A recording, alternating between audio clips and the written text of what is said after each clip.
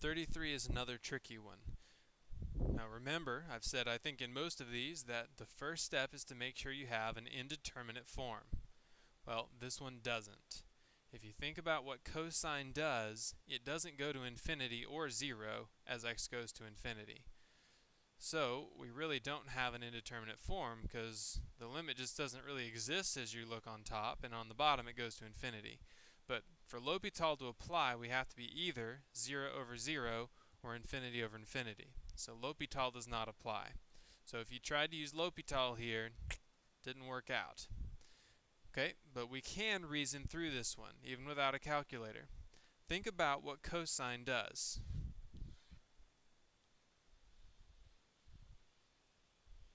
It just bounces back and forth between positive 1 and negative 1. So it does constantly change as we go to infinity. However, it stays small. It never varies between 1 and negative 1. So it changes, but it stays small. So let's think about that. So cosine stays small. So the top is staying small, changing all the time, but staying small.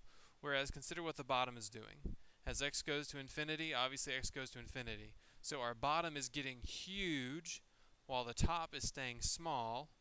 So that would mean our limit is simply 0.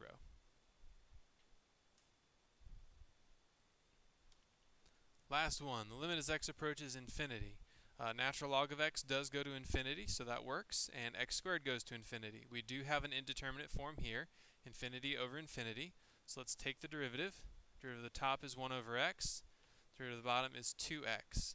Now before you go any farther, I would recommend you simplify and figure out what 1 over x divided by 2x is. Well, this is really 2x over 1.